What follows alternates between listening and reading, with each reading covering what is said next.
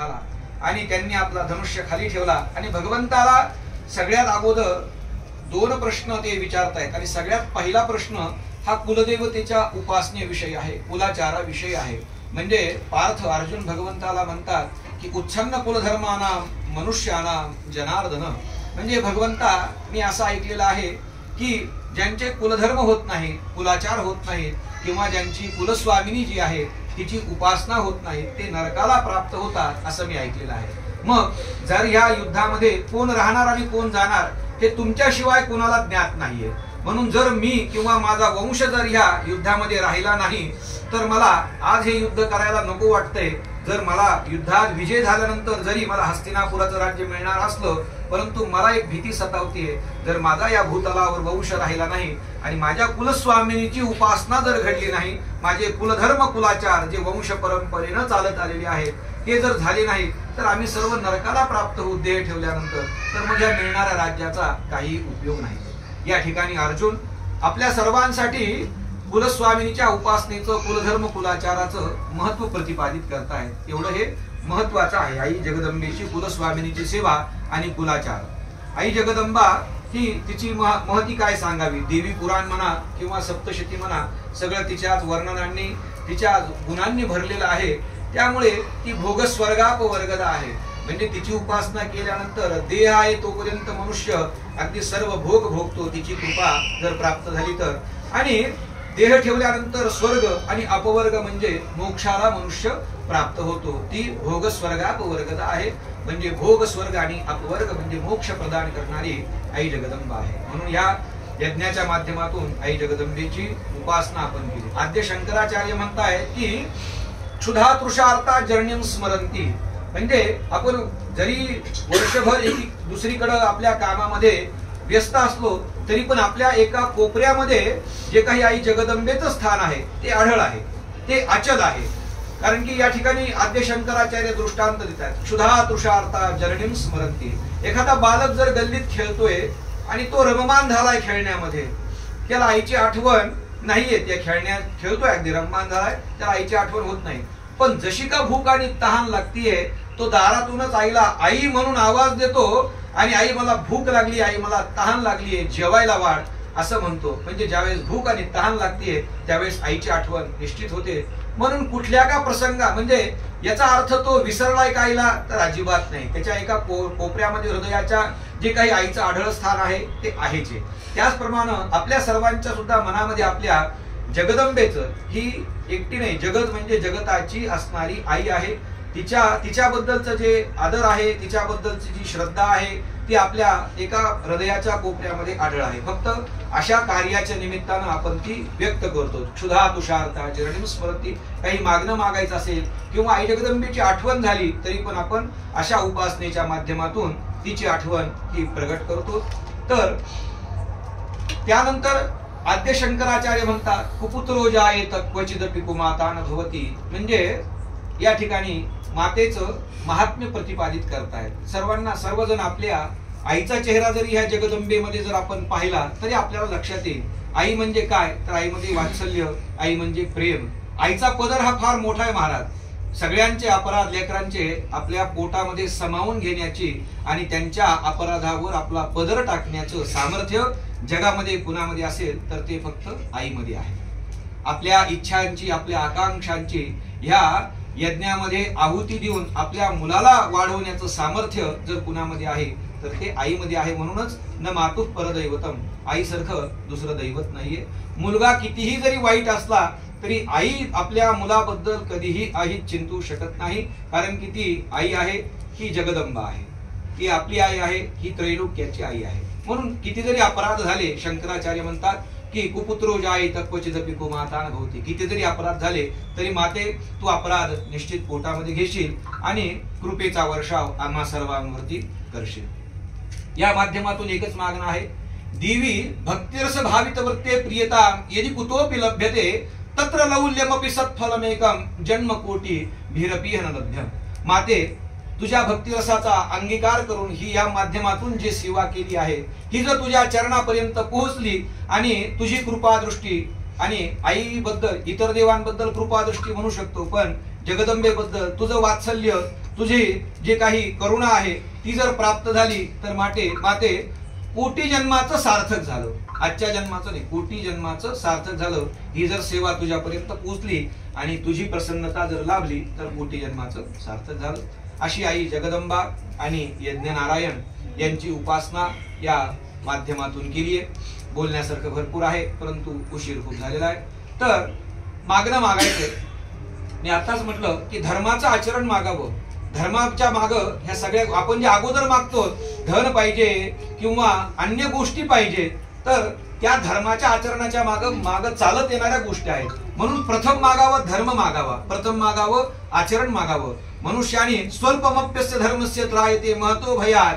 भगवंत सांगतात की मनुष्याने धर्माच्या आचरणावर एक जरी पाऊल ठेवलं तरी त्याच्यामध्ये इतकं सामर्थ्य येतं की मोठमोठाले संकट आयुष्यामध्ये आले तरीही पण त्याला सामोरं जाण्याची शक्ती जो व्यक्ती धर्माचं आचरण करतो, आपला धर्म भ्रष्ट होऊ देत नाही, आपल्या आचरणावर जो ठाम आहे त्याच्यामध्ये ती शक्ती ही धर्माच्या आचरणानं प्राप्त होते की तो मोठमोठाले संकट सुद्धा स्वतः सामोरं जाऊन त्या संकटाला सामोरं जाऊ शकतो. हे धर्माचं आचरणाचं महात्म्य आहे. म्हणून बाकी काही मागू नये, धर्माचं आचरण मागावं आणि तुझी सेवा अशीच वारंवार घडू दे हे आई जगदंबेला निश्चित सर्वांनी आपण मागणं मागावं.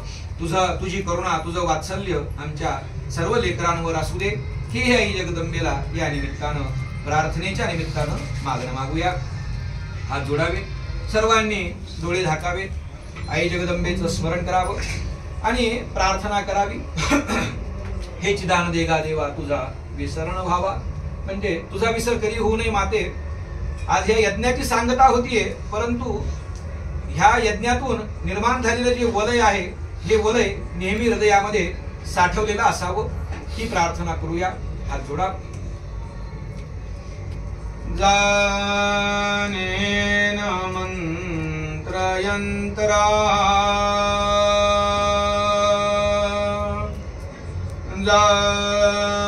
जानेन तव स्तुती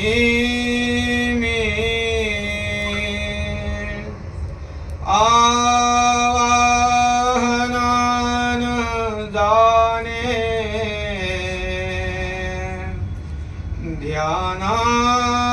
ध्यानासी ना कधी मी मुद्रा विलाप नाही परिये समजते तुझ शरण येत आई क्लेशास सर्व हरते वाईट पुत्र जरी गे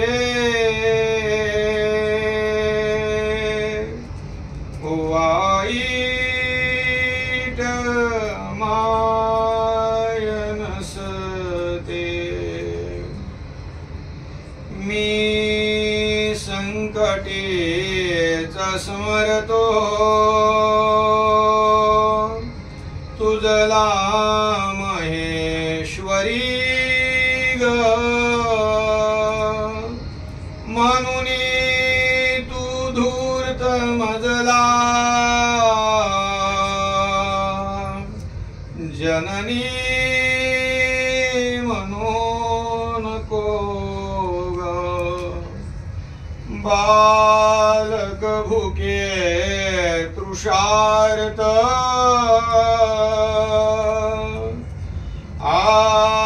आईस आळवीते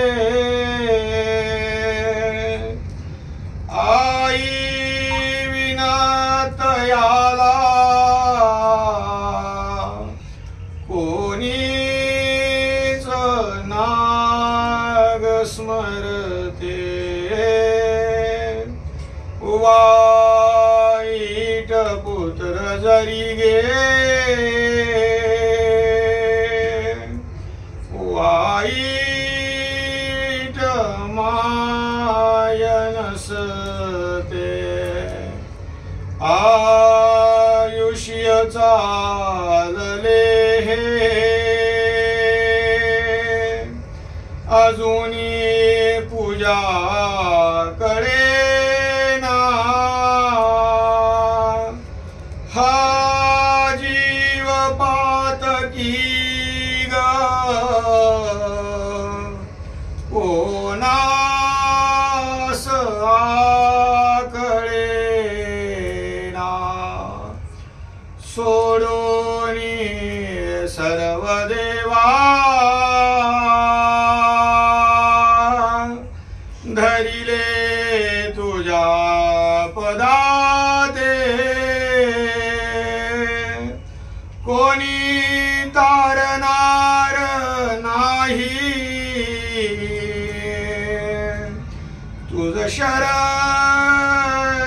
आलो माते वाईट पुत्र जरी गे